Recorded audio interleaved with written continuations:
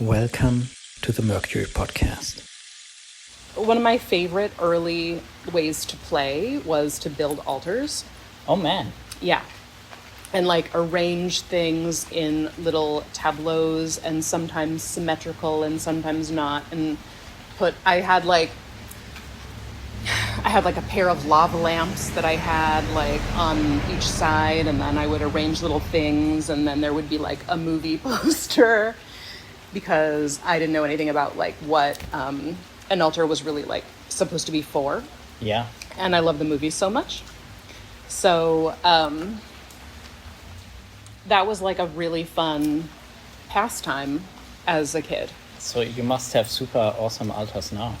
It's one of my favorite things. It's one of my favorite things to be doing. Yeah. But I had forgotten about it for a long time, and I was just building like still lives basically in wherever I was living. You know, I remember I used to do something similar with gemstones. Really? I love gemstones. I would collect them, and then I would spend hours arranging them nicely, like displaying them nicely in a shelf. Did you have a lot of them? Yeah. One of my favorite things to get for Christmas or birthdays. I remember the first gemstone gemstone that I remember receiving was a big, like a fat crystal, a fat like quartz point that my uncle gave me when I was like pretty young. Other stones came and went. Yeah. But that one I still have, my first one that I remember is one that I still have. Yeah. It's on my altar now. It's on my ancestor's altar. Oh, nice. Because my uncle has passed. Yeah. So it's like one of the only things that I have from him. I remember the first one I got was from my grandma. Okay. And it was awesome, and I spent a lot of time looking at it and like shining torchlights at it and so on. I would pretend that mine was a pencil, and I would be like writing spells with it. Ooh. And I chipped the tip a tiny bit, but otherwise it's... So you did more magic than just building altars when you were a child. Whatever spells I was writing weren't really... I don't remember knowing what they were for. In fact, I don't remember even like what they were. I just have a memory of like using this quartz point to write a spell. But I guess it's more about the feeling anyways. Yeah. And then when you got older, that kind of went to the background for a while, and then it came back. Yeah, I had completely forgotten about it. And just suppressed it for a long, long time until I met this person who is a practicing magician. And it sort of like triggered I felt like I was sort of like pulling something out of the past. Yeah. And sort of remembering that this had been an interest. Yeah. A neglected interest, yeah. And it was like an emotional... it was like kind of like a intense emotional upset. And it turned into a decision to take the magic, leave the situation.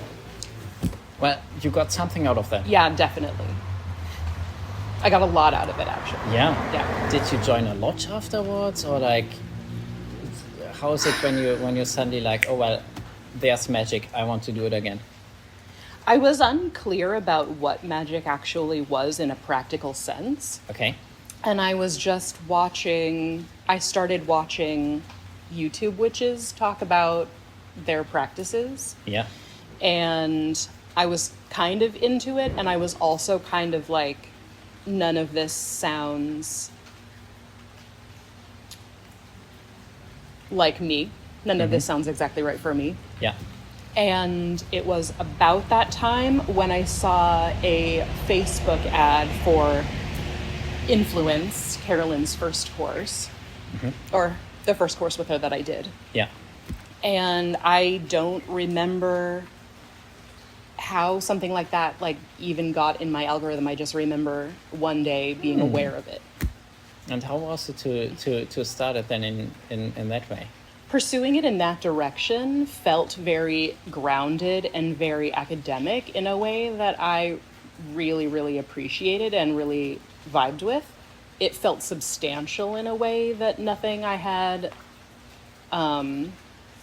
recently been seeing really had, which I appreciated a lot. Would you mind telling us some of the magical successes you had? Sure.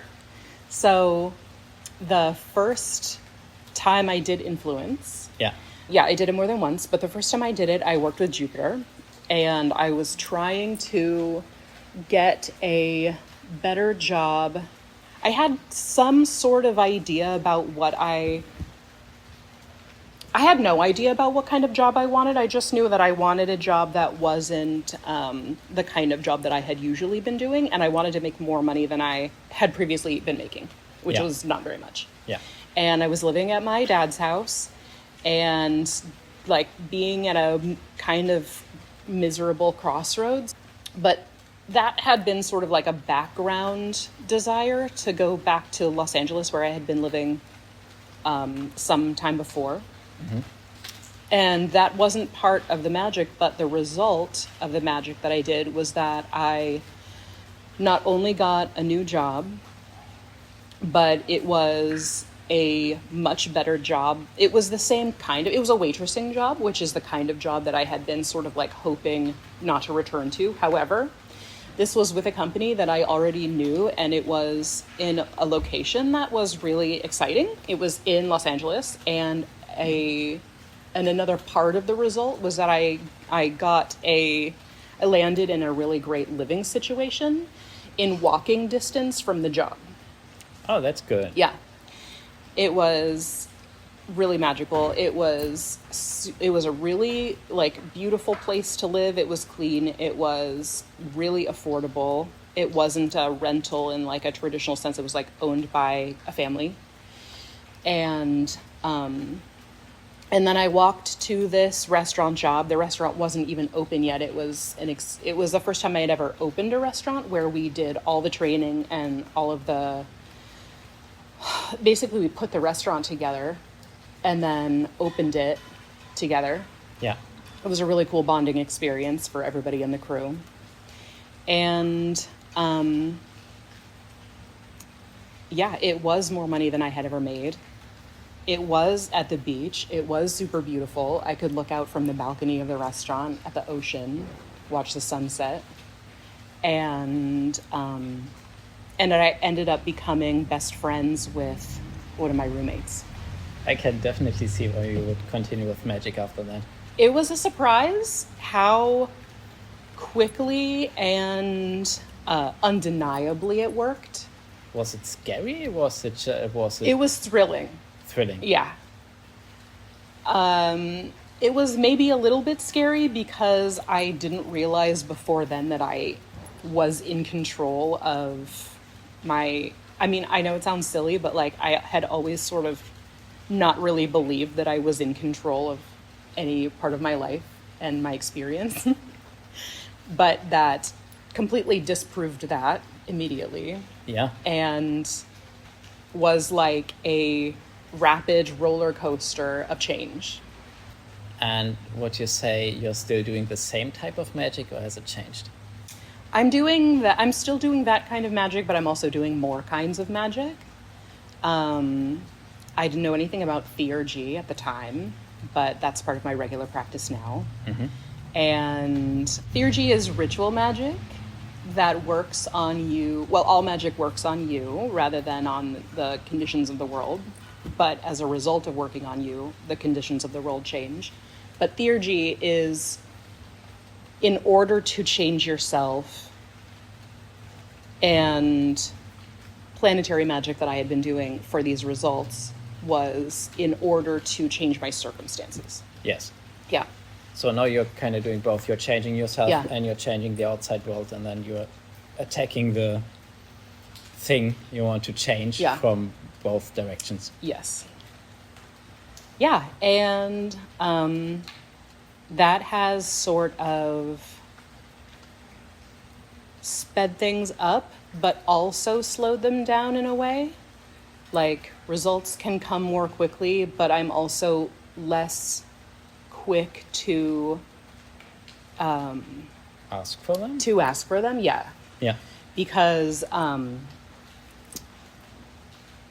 just find that I'm much more comfortable with the circumstances and the situations that I'm usually in as a result of the theurgy. So you don't really need it as much. I don't need it as much, but yeah, and it has also really helped me become a more stable, happy,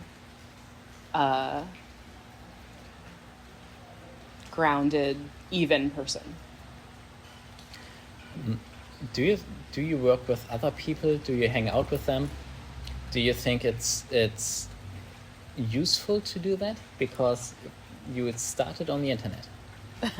I think it's really useful to do magic in groups. I don't have an in-person group of friends that I ordinarily work with, but I have done some magic with friends, and I have done some magic in like a more formal group setting, which I've enjoyed a lot, and it's super useful.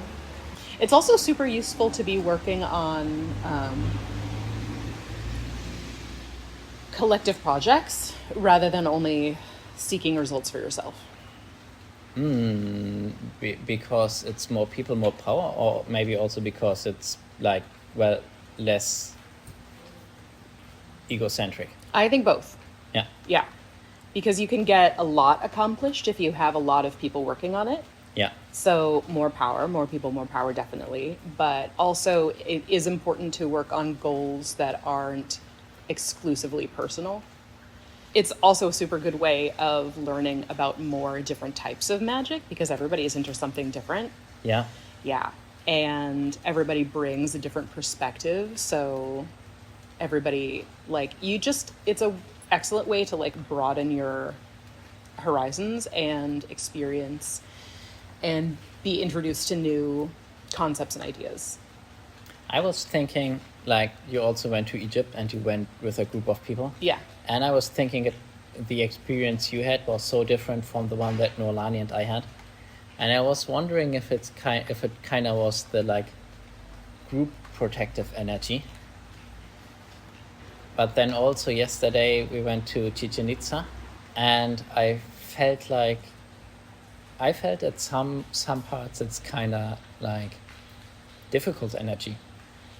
But then you seem to be totally unfazed. So I don't know, maybe you're just doing it longer and you're better protected than I am, or I have no idea. You felt like there was difficult energy at Chichen Itza? At some places, yeah. Okay. I sometimes just feel like I might not be that sensitive to that. Yeah. But I do also approach everything as if it's going to be wonderful and always prepare for the wonderful and basically just almost never expect anything. Not to say that you were doing that. Yeah. But I have a bunch of mantras that are about like, I always have everything I need everywhere I am. Like my experience is always going to be like the best experience it can be. Which is true, even if the more I say that, the more I can recognize the truth of that, even in a circumstance that's super difficult and like scary or sad. Mm-hmm. And I always tell myself that I travel under the best circumstances possible. Yeah. And I'm going to find what is appropriate for me. That sounds like a fun way to travel. It is a fun way to travel. And when I was in Egypt, there was also a very strong, serious container around us. What was your impression of like the energies of the old places? The pyramids, the temples? I only had positive experiences, including when I was in a mood where I was like getting a little frustrated and weird about having to make some kind of choice about something, and I was just annoyed that I had to make the choice, and I was like, either choice I'm gonna make is probably not correct. But then it turned out that like I had chosen the correct thing. There was something about that trip that just felt like I had, like there was an egregore to the trip that I was tapped into in a way that I had never been tapped into something before. It carried me with it, and I could feel it in a way that I ordinarily don't feel energy. And we brought it with us into the old places. The old places like took it and like gave and received. And we just basically everything unfolded in a way that couldn't have been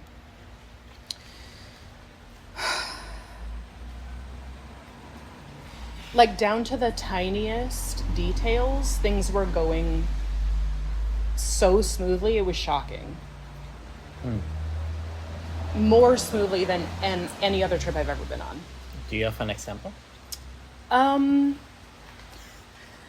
Something about like one of us needed to receive a phone call and didn't know how they were going to do it, and there wasn't like a scheduled time it was happening, but like happened to be walking by the room, like the door to the room where the phone was ringing, and that was the call they needed. Oh wow. Yeah. Convenient. Yeah. Just unbelievable. I could feel the whole trip was on a just like a clear and direct, smooth path. And when you travel, is it usually magic related? It has been a lot magic related. Especially recently, I've had a lot of opportunities to travel magically, and I barely want to do any other travel now because it is so much fun, and it just has a purpose and a connection that a lot of like other travel doesn't feel like it has, and things just work more smoothly on during magical travel. And also, it's magical travel is like usually to a lot of places that I wouldn't have otherwise known to go. Yeah. Yeah. It's very interesting destinations and very interesting people. Super interesting. I mean, like magical travel usually involves a lot of history, which is one of my favorite things. Yeah. Favorite. And that's like one of my favorite reasons to travel, to see old things, to feel old places, to connect to like all the lives that have passed between when the place was conceived of, when it was built, like through all of its lives. The places stay more or less constant, and I feel like it's a really powerful way to connect to all the lives in between the beginning of the place and my like point in the chain of visiting. Do you remember any of your past lives?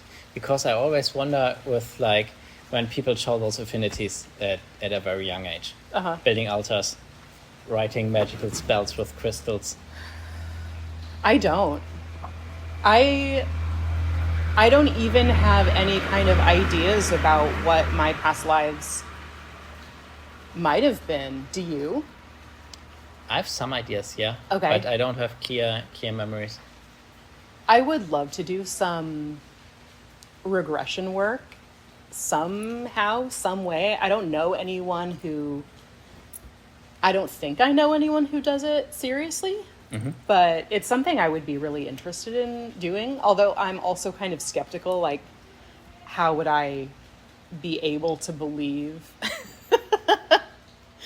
But I don't know if that's even, like, necessary or... To believe? Yeah, like, if someone tells me that my past life was, like, some kind of life, would I have to believe that that's true in order for the information to still be valuable? But I think when you do regression work, at least with people who like are good at it, it's more like you recover memories, and then in the Buddhist scriptures in Theravada Buddhism, there's somebody was asking the Buddha, what is it like to remember a past life? And the Buddha said it's like you went to a village in the morning, and then in the evening, I went to the village. The village looked like this. I met those people. I did these things. And that's like how it is to remember a past life. Maybe not as clear as a village in the morning if you haven't been meditating for years. Wow. But like, yeah, it's a memory. So like a solid memory that you just don't question, usually. That's how Wow. I've been told. I would love to have some knowledge and experience like that. Do you? The previous guest on the podcast, he had a lot of regressions, and he was also regressing some people. Okay.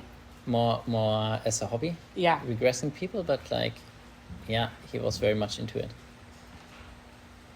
And I think your past lives are probably pretty fascinating.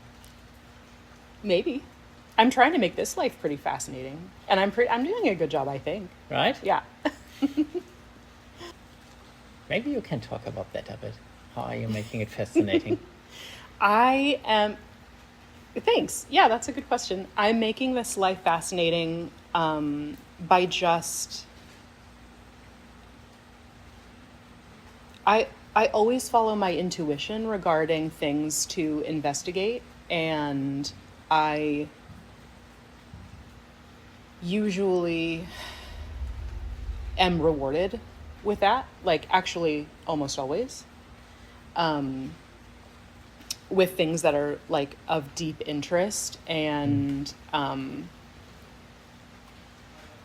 things that like continue to unfold for like long after I begin my initial investigations.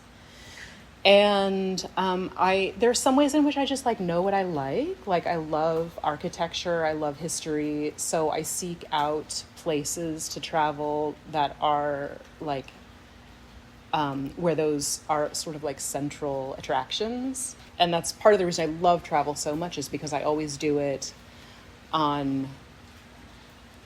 with like a basis of things that like really interest me. I'm not just like a person going, I need to lie on a beach, even though that also sounds wonderful. But I'm the person who's like, I'm going to do the tours. I'm going to find the local guides. I'm going to walk as much as I can. I'm going to consult all of my like obscure atlases before I go and talk to people who have been. I just sort of follow my intuition in regards to like where I should go and what I should do. Yeah.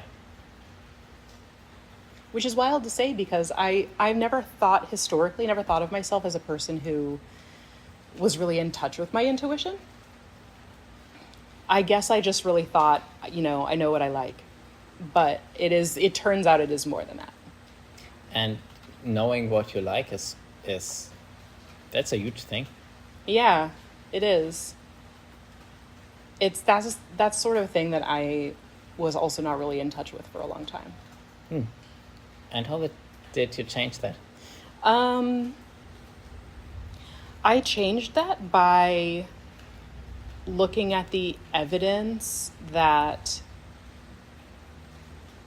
I can have an effect on my own life, which is something that I didn't believe for a long time.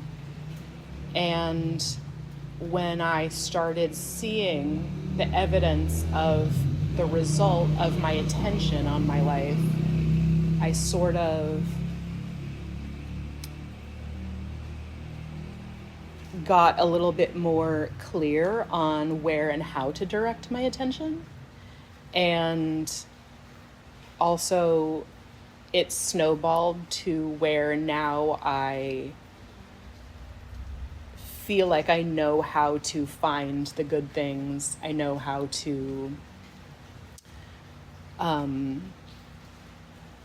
seek out places that are gonna be what I want. How do you direct your attention, and how do you do it in a way that it's not like, fighting reality?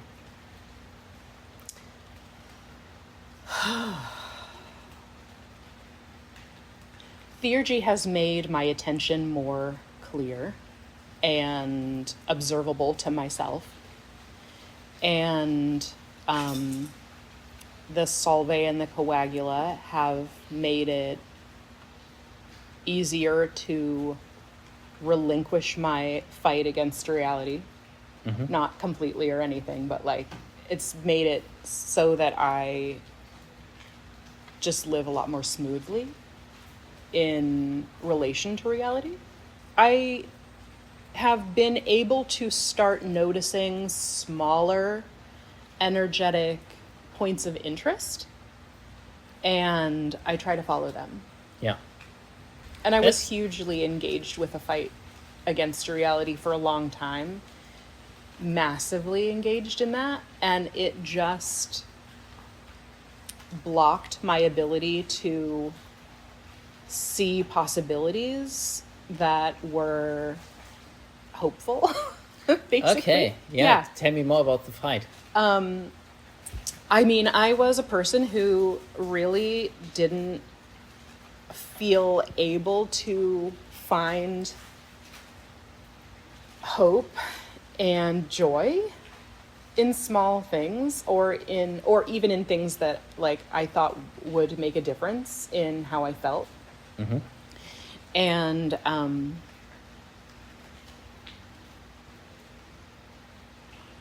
I sort of started to thaw on that as a result of some magic I did.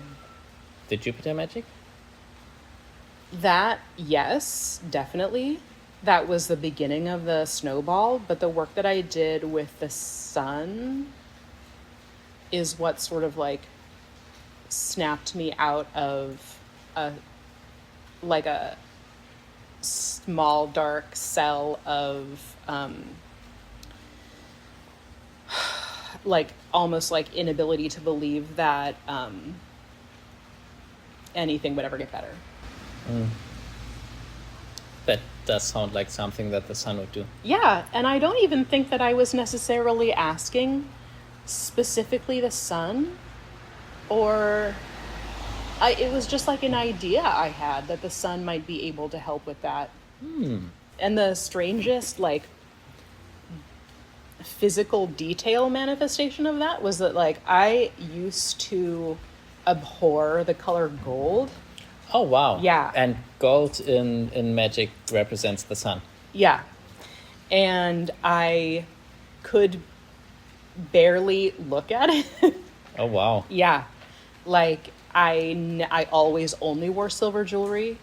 I thought anyone wearing gold jewelry was like a tacky, like, cheap person with no taste. Yeah.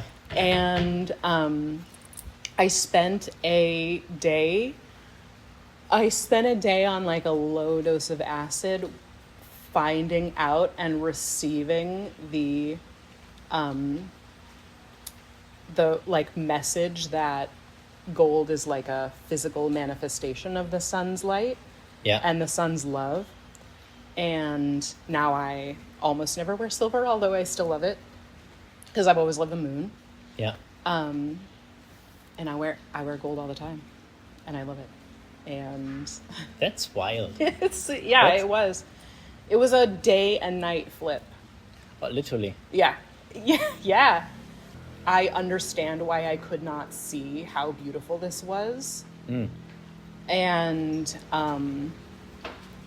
I wasn't mad at myself for missing out on it all of those years, but I really understood why it has such an attraction and an appeal, because it really does feel like when you hold it, when you wear it, it does feel like the sun's warmth and love, and you can just, it just feels like a connection between myself and like God's love, basically. And how did you choose to work with the sun?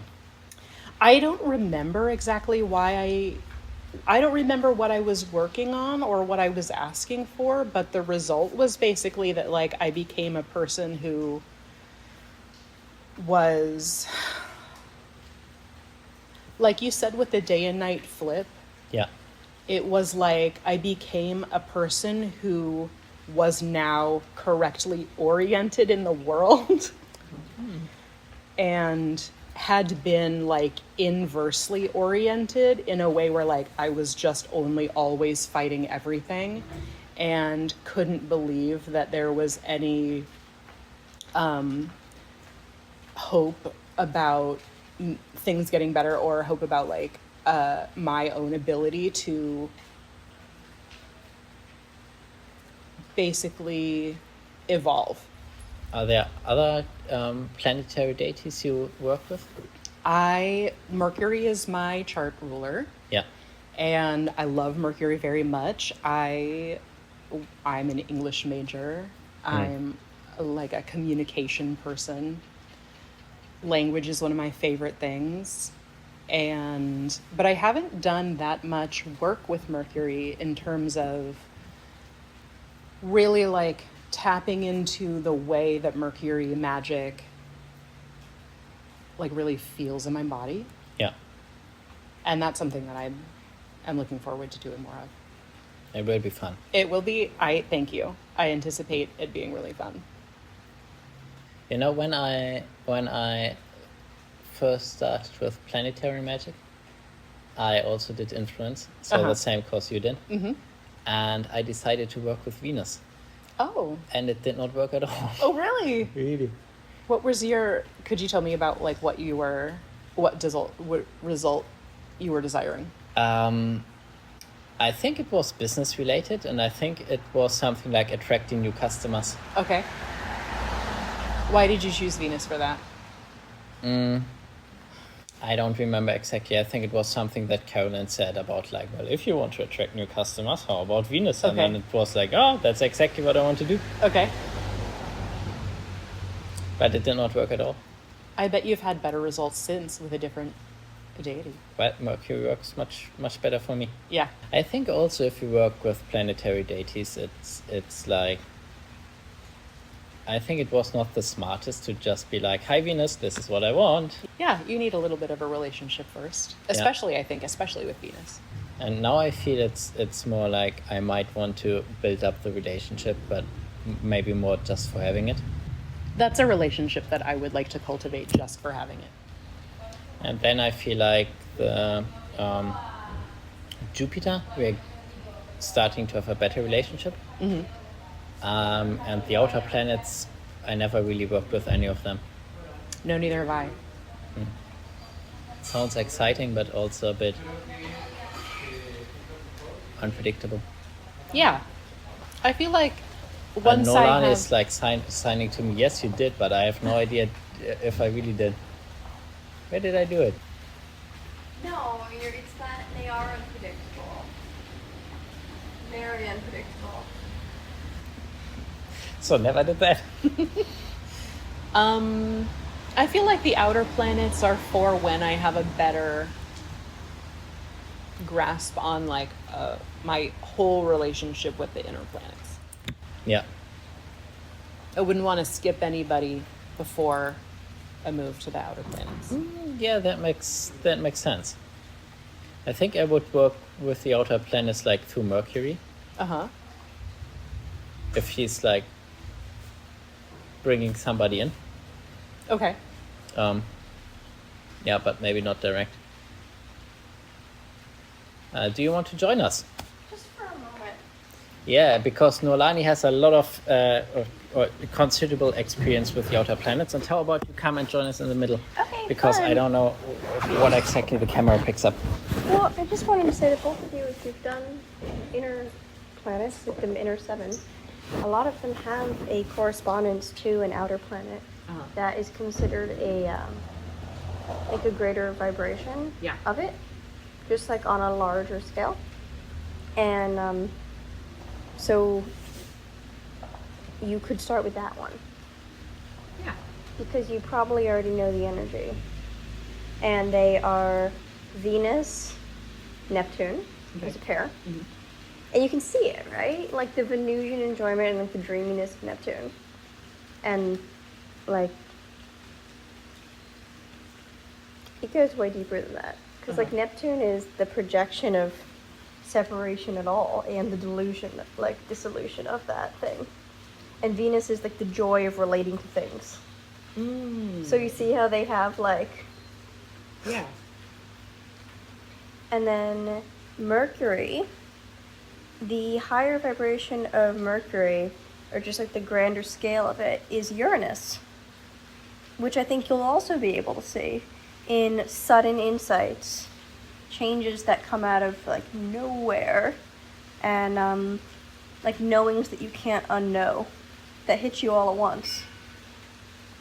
And change of Mercury is very, especially the last 8 years of Mercury in Taurus, it's like changing the unchangeable.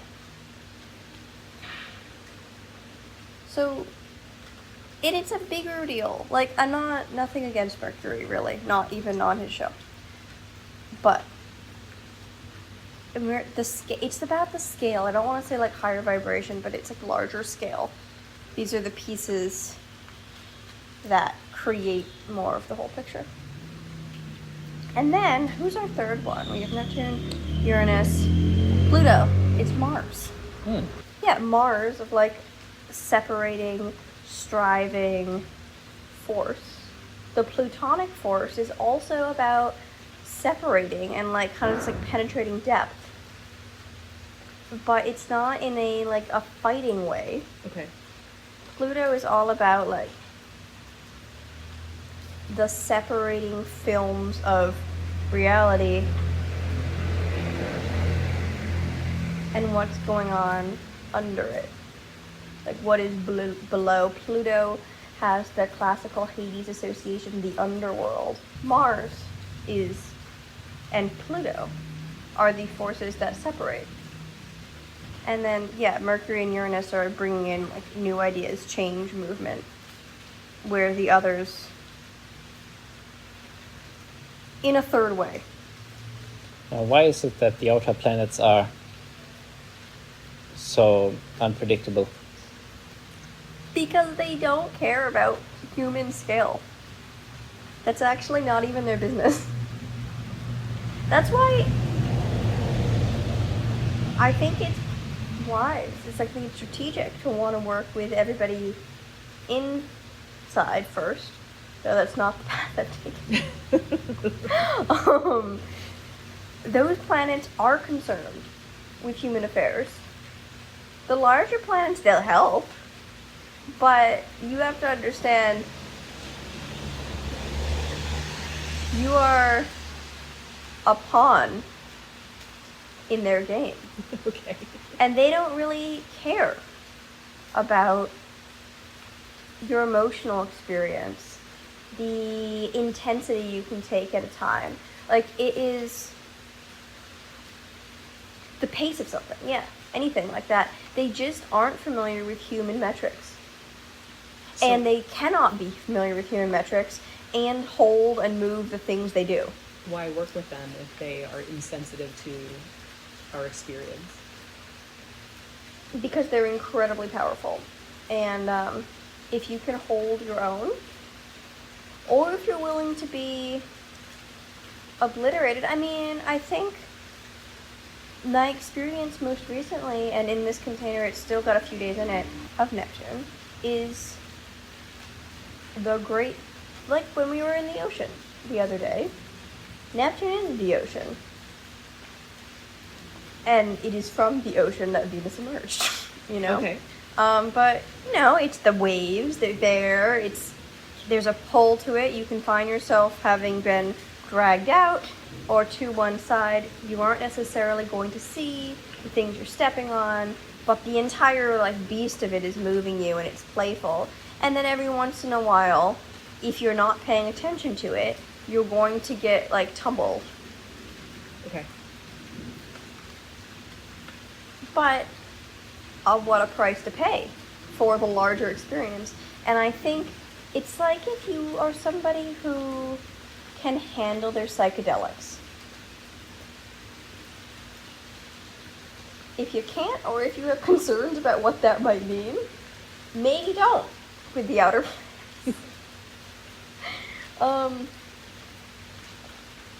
it's for when you want something big done. And I think in what you were saying about the experience of working with yourself and like one-on-one with an inner planet versus a group, this is something like that. But you're not working with a group. You're working with an outer planet. Okay. So there's a similar amount of disparity between those things. But you're getting like access to so much more power and movement and change, and you are participating in the metamorphosis of the collective dream through the veil into reality in a much more substantial way, or much less substantial, but bigger, I should say. Well, I do want to do that. Yeah. Exciting. Do you know who you would want to work with? Thanks for hopping on. All right, I'll hop off. Thanks for having me. Bye. Bye. I feel perfectly fine with the amount of being thrown around that I'm experiencing at the moment. Yeah. And I see why one would do it. Yeah. And actually, I felt a lot like about Egypt. I felt like that. I felt it's like doing things to your system, and it doesn't really, or many of the places there are doing things to your system or your psyche or whatever, and it's like good for you in the end, I guess, but like it's not fun in the process. Yeah. I think ultimately we've got to like do things that are good for us that aren't fun. Yeah.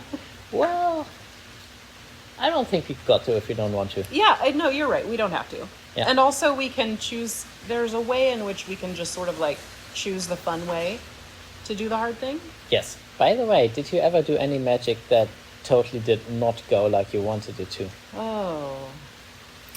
I've never had a result that I was like unhappy with, unless it was just a result that like didn't really appear. Yeah. I've never had like something go so haywire that I was like, I almost wish I hadn't done it. Did you have it like that you felt in the process? No, I guess sometimes in the process I felt like, oh, I could be doing more. Sometimes I don't see a result as big as what I had like imagined. But I feel like if I go hard, I usually see the result that I had not exactly imagined or envisioned, because it's never something that I could have predicted ever. But it is. Can you give an example? When I was doing some money work, I was keeping up with it every day. I was doing everything that I thought that I should. I was doing everything that I knew was involved. And my result was amazing. And then sometimes... For how long did you do that? It went on for a couple of months. That's not so long. No, it wasn't so long. Quick results. Yeah. But yeah, whenever and maybe this is just a result of feeling like when I work hard is when rewards happen, and like on a mundane level, but like when I was working diligently on this.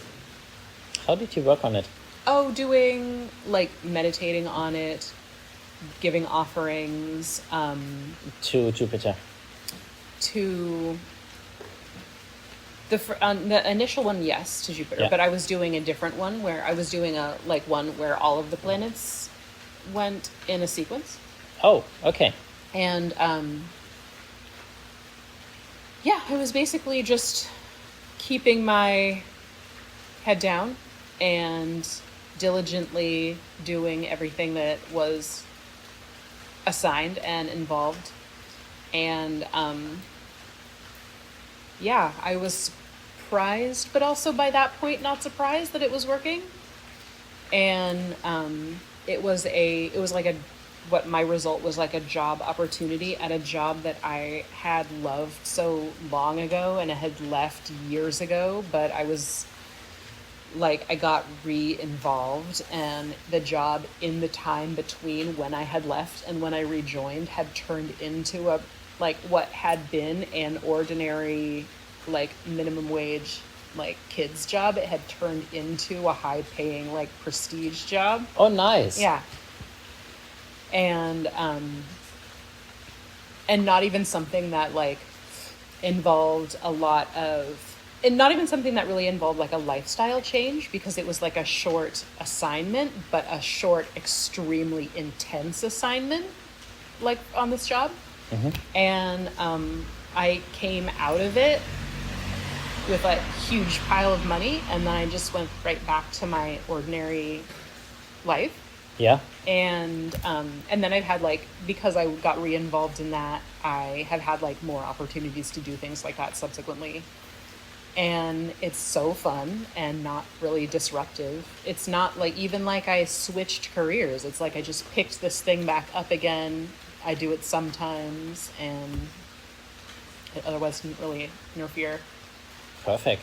It is perfect. I love it. Yeah. And what else are you doing? I know you design rituals. Yes, designing rituals is one of my favorite things to do. It's just so fun because you get to, it's so imaginal, but it's also it's like you get to pick the crayon color, but then, you know, there's like a million different shades of that color. Yeah. So it's creative, but it's also in like, there's like, you use the guidelines to create something super interesting and fun. Yeah. And yeah, my clients have reported good results with the rituals that I've designed for them. I've also heard good things from somebody who did a ritual that you designed, and actually I did the same ritual. Oh, really? Yeah, and it was solar magic. Uh-huh. I think you know which one I'm talking about. Yeah. And you had a good result? You know, it's one of the things when you have like a huge problem, and then you make a ritual, and then you completely forget that you ever had the problem. Oh, yeah. So that's how that went. Thank you. I would call that an excellent result. Right? Yeah. And I'm also an existential kink coach. So I coach people through shadow integration and dissolution of blocks and obstacles towards their goals and desires. And I am also a cinema projectionist in my like fun my fun working life. And yeah, I someday do really want to come up with a way to integrate magical travel into my professional life. I don't know how that's going to manifest yet. So, Caylin, Yes. thanks for being on the show. Oh my gosh, thank you for having me. This was really great. This Right? was really fun. I hope to have you on again, Thank you. and have fun on your travels. Thank you so much. You too. Perfect. That's it. Good job. Yay, thank you. Noelani, what is the planet I should work with to develop a magical travel agency? Mercury. Well, I would do a combination. Okay. Yeah. I would work with Venus and Saturn.